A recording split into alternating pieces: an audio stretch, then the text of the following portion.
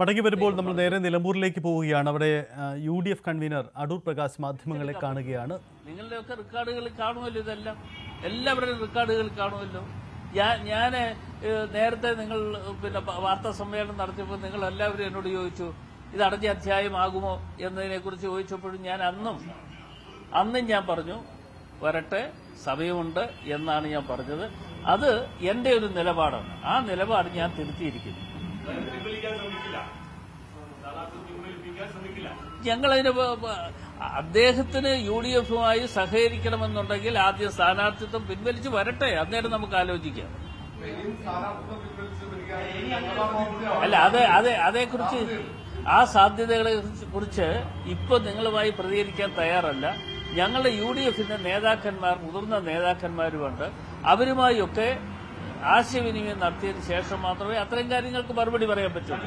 ഇത്രയും ഡാമേജ് ഉണ്ടാക്കിയിട്ട് ഇനിയും അദ്ദേഹത്തിന്റെ പുറകെ പോകാൻ പിൻവലിക്കണമെന്ന് പറഞ്ഞ് ഒരു സമയം കൊടുക്കുകയാണ്. ഇനിയും മാത്രം ഞങ്ങൾ പോകുന്നില്ലല്ലോ, ഞങ്ങൾ പോകുന്ന പ്രശ്നമില്ല. ഞങ്ങൾ ആദ്യം തന്നെ പറഞ്ഞെന്താ, ആദ്യം ഞങ്ങളുടെ സ്ഥാനാർത്ഥിയെ അംഗീകരിക്കുക.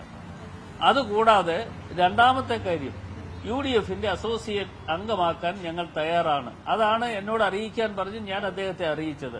അദ്ദേഹം അത് അക്സെപ്റ്റ് ചെയ്യാൻ തയ്യാറാകാതെ ആണ് ഈ കഴിഞ്ഞ ദിവസങ്ങളിലൊക്കെ മുമ്പോട്ട് പോയത്. അപ്പൊ തീർച്ചയായിട്ടും അത് ഞങ്ങൾ സ്വീകരിച്ചിരിക്കുന്നു. അതുകൊണ്ടാണ് ഞാൻ പറഞ്ഞത് അടഞ്ഞ അധ്യായമായി മാറിയിരിക്കുന്നത്.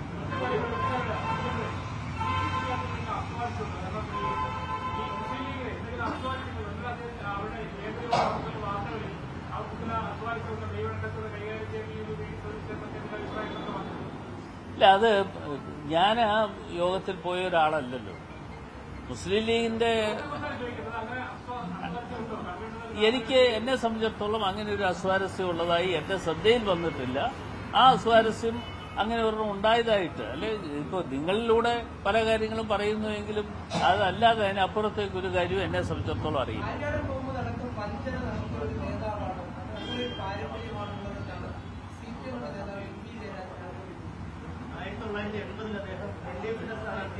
മത്സരിച്ച് ജയിച്ചു. തൊട്ടടുത്ത തെരഞ്ഞെടുപ്പിൽ LDF-ൽ നിന്ന് മാറി അന്ന് ജനം അദ്ദേഹത്തെ നോക്കി. അൻവറിന്റെ അതേ പാതയിലായിരുന്നു ആര്യാടനം എന്നാണ് ഇന്നിപ്പോ MP ജയരാജനല്ല. ഏത് MP ജയരാജനാ? അല്ല, ഏതിന് ജയരാജനാ? GP ജയരാജനാണോ, MP ജയരാജനാണോ, P ജയരാജനാണോ? MP Jayarajan. MP Jayarajan അദ്ദേഹത്തിന് എന്തെങ്കിലും ഒരു അഭിപ്രായം പറഞ്ഞാണ്. പക്ഷേ സാധാരണഗതിയിൽ ഈ മൺമറഞ്ഞു പോയ ആളുകളെ കുറിച്ച് ഇതുപോലെ മര്യാദഘട്ട വർത്തമാനങ്ങൾ പൊതുപ്രവർത്തകർ ഉപയോഗിക്കാറില്ല. അത് അദ്ദേഹത്തിന്റെ മര്യാദയുടെ ഭാഗമായി തന്നെ നമ്മളതിനെ കാണുക. ആ മര്യാദകൾ ഉണ്ട് എങ്കിൽ ഒരിക്കലും അദ്ദേഹം അത് അത്തരത്തിൽ ചിന്തിക്കാനോ അല്ല അത്തരത്തിൽ വർത്തമാനം പറയാനോ തയ്യാറായില്ല. അത് അദ്ദേഹത്തിന്റെ ഒരു സംസ്കാരമാണെങ്കിൽ ആ സംസ്കാരത്തിൽ നിൽക്കട്ടെ, ബാക്കി കാര്യങ്ങൾ നമ്മൾ നോക്കിക്കൊള്ളണം.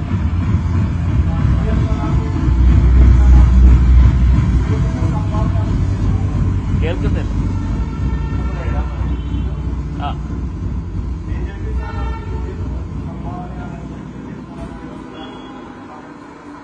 അല്ല, എന്താ വെച്ച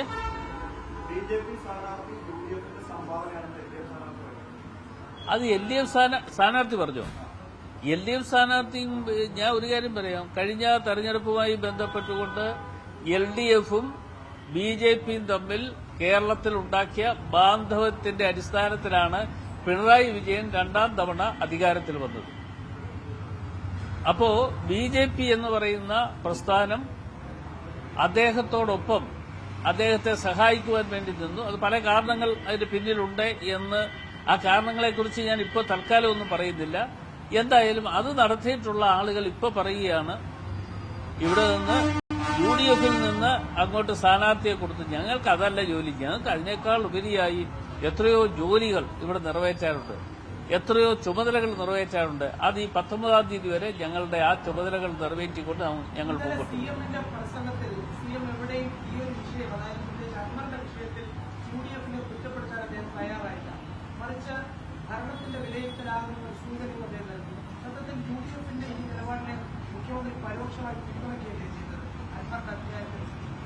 ഇല്ല, അതേക്കുറിച്ച് ഇപ്പൊ അദ്ദേഹത്തിന്റെ പ്രസംഗം കേൾക്കാൻ ഞാൻ പോയില്ല. ഇങ്ങനെ മാധ്യമങ്ങളിലൂടെ വന്ന കാര്യങ്ങൾ മാത്രമേ അറിയുള്ളൂ. സാധാരണ രീതിയിൽ മുഖ്യമന്ത്രിയുടെ പ്രസംഗത്തിൽ പ്രതിപക്ഷ നേതാവിനെ വിമർശിക്കാറുണ്ട്. കോൺഗ്രസിനെ വിമർശിക്കാറുണ്ട് കേരളത്തിൽ. പക്ഷേ 47 മിനിറ്റ് പ്രസംഗത്തിൽ എവിടെയും കേരളത്തിലെ പ്രതിപക്ഷത്തെക്കുറിച്ച് പറഞ്ഞില്ല. എം ജി ഗോവിന്ദൻ പറഞ്ഞു, മറ്റെല്ലാവരും പറഞ്ഞു. മാത്രവുമല്ല, ഒരു വഞ്ചനയുടെ തുടർച്ചയാണ് ഈ തെരഞ്ഞെടുപ്പ് എന്നാണ് അദ്ദേഹം പറഞ്ഞത്. അത് വായുകൂട്ടങ്ങളിൽ എത്തുകയും ചെയ്തു. അപ്പോൾ ഈ UDF എടുത്ത നിലപാടിനെ CM അംഗീകരിക്കുകയാണ്. അല്ല, അത് അദ്ദേഹം പറഞ്ഞ കാര്യങ്ങൾ നിങ്ങൾ കേട്ടാൽ മതി. അദ്ദേഹം പറഞ്ഞ എന്താണെന്ന് വെച്ചാൽ നിങ്ങൾ അതേക്കുറിച്ച് അത് സംപ്രേഷണം ചെയ്യുക. അതേക്കുറിച്ച് അതിന് മറുപടി ശ്രീ പിണറായി വിജയന് തൽക്കാലം മറുപടി പറയാൻ ഇപ്പം ഞാനില്ല. അതിന് ശേഷം പറയാം. അത് പറയേണ്ട സമയം വരും. ഇനിയിപ്പോൾ ദിവസങ്ങൾ കിടക്കുകയാണ്. ആ ദിവസങ്ങളിൽ പറയാം.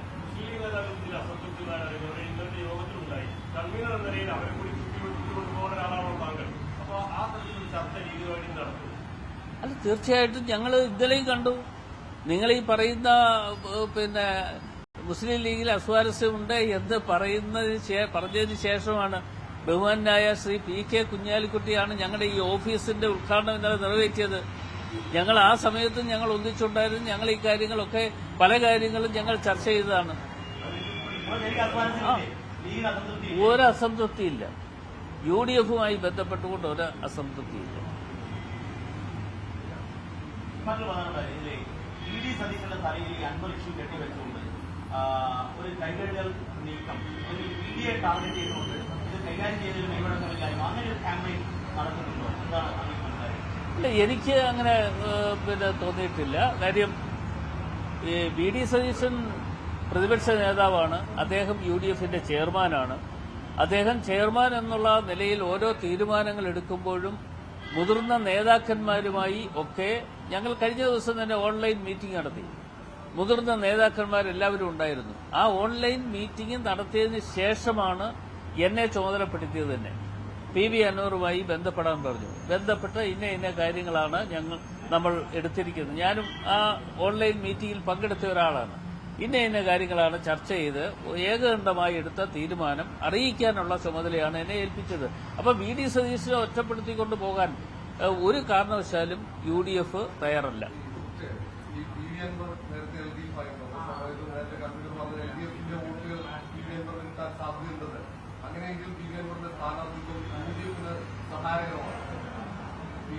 അത് തെരഞ്ഞെടുപ്പ് വരട്ടെ. ഇനി ആ തെരഞ്ഞെടുപ്പ് എത്ര 19-ാം തീയതി തെരഞ്ഞെടുപ്പ്, അത് വരട്ടെ. അന്നേരം നോക്കിയാൽ മതി.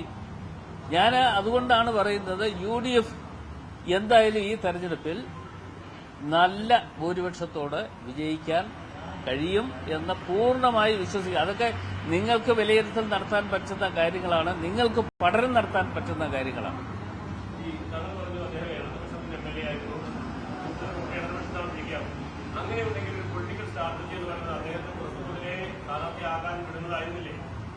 ഞങ്ങൾ അങ്ങനെ അൻവറിനെ ഒന്നും പിടിച്ചു കെട്ടിയിട്ടില്ല. അതൊന്നും അതൊക്കെ ആര് അല്ല. അത്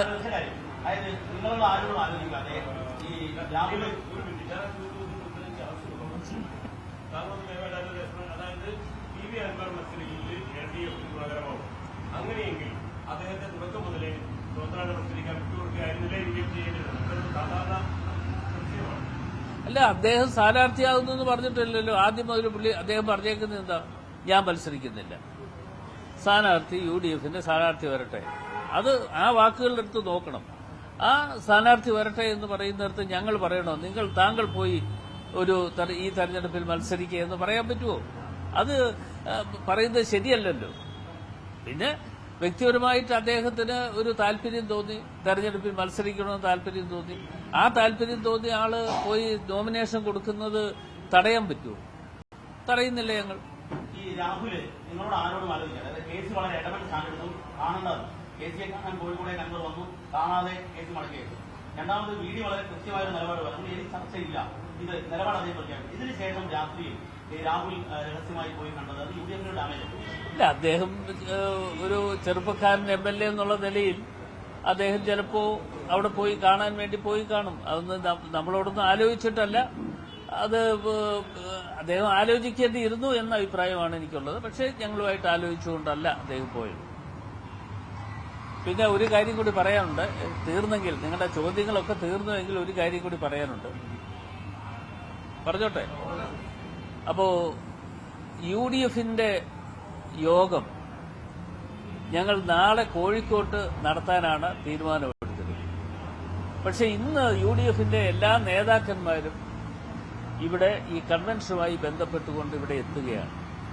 ആ കൺവെൻഷന് ശേഷം ഞങ്ങൾ ഇവിടെ തന്നെ സൗകര്യമൊരുക്കിക്കൊണ്ട് ഇന്ന് തന്നെ UDF നേതാക്കന്മാരുമായി ആശയവിനിമയം നടത്താനുള്ള ഒരു ആലോചന ഉണ്ട്. അത് ഇനിയും മുതിർന്ന നേതാക്കന്മാരുമായി ചർച്ച ചെയ്യണം. എങ്കിലും മുതിർന്ന നേതാക്കന്മാരുമായി ഉള്ള അഭിപ്രായം അറിഞ്ഞതനുസരിച്ച് ഇന്ന് വൈകിട്ട് തന്നെ 3 മണിക്ക് മറ്റേ കൺവെൻഷൻ നടക്കും. ആ കൺവെൻഷന് ശേഷമുള്ള സമയം നമുക്ക് ഇവിടെ വെച്ച് തന്നെ എല്ലാവരെയും കാണാം എന്ന് അറിയിച്ചിട്ടുണ്ട്. അതുകൊണ്ട് അല്ല പ്രത്യേക സാഹചര്യം അല്ല, ഇതിനു വേണ്ടിയുള്ള സാഹചര്യമല്ല. UDF-ന്റെ ആദ്യത്തെ യോഗമാണ്. ഞാൻ കൺവീനറായതിനു ശേഷം നടക്കുന്ന ആദ്യ യോഗമാണ്. അപ്പോൾ ആദ്യ യോഗം എന്നുള്ള നിലയിൽ ഞങ്ങൾ തിരുവനന്തപുരത്താണ് ഇത് നിശ്ചയിച്ചിരുന്നത്. എല്ലാവരെയും അറിയിക്കുകയും ചെയ്തതാണ്. അപ്പോഴാണ് ഈ തെരഞ്ഞെടുപ്പ് വന്നത്. തെരഞ്ഞെടുപ്പ് വന്നപ്പോൾ ഞങ്ങളത് വെന്യൂ മാറ്റിവെച്ചുകൊണ്ട് കോഴിക്കോട് DCC-യിൽ വെച്ച് കൂടാം എന്ന് തീരുമാനിച്ചിരുന്നു. പക്ഷേ കുറെ കൂടി സൗകര്യം വെച്ചുകൊണ്ട് ഇനിയിപ്പോൾ ഉള്ള ദിവസങ്ങൾ ഞങ്ങൾക്ക് ഒരു നിമിഷം പോലും കളയാനില്ല എന്നുള്ളത് കൊണ്ട് തെരഞ്ഞെടുപ്പുമായി ബന്ധപ്പെട്ടുകൊണ്ട് അതിന്റെ വർക്കുമായി ബന്ധപ്പെട്ട് പോകണം എന്നുള്ളത് കൊണ്ടാണ് ഇന്ന് തന്നെ എല്ലാവരും ഇവിടെ വരുന്നുണ്ട്. ഇവിടെ വെച്ച് തന്നെ ഇവിടെ വെച്ചെന്ന് പറഞ്ഞാൽ ഇവിടെയല്ല, എവിടെയും സൗകര്യപ്രദമായി UDF-ന്റെ നേതാക്കന്മാരുടെ ഒരു 7 മണിയാകുമ്പോഴേക്ക് നടത്താനുള്ള തീരുമാനം. 7 മണി എന്ന് പറയാൻ പറ്റില്ല, ചിലപ്പോൾ അതിന് കുറച്ച് KC വേണുഗോപാലിന് സൗകര്യമുണ്ട്, അദ്ദേഹവും പങ്കെടുക്കും. അദ്ദേഹം ഇതിനകത്ത് അതിന്റെ ഒരു ഭാഗമാണ്. അദ്ദേഹത്തിന് പങ്കെടുക്കാൻ സൗകര്യമുണ്ട്, അത് അദ്ദേഹവും പങ്കെടുക്കും. അല്ല, എവിടെ വെച്ച് എന്നുള്ളത് ഫിക്സ് ചെയ്തിട്ടില്ല.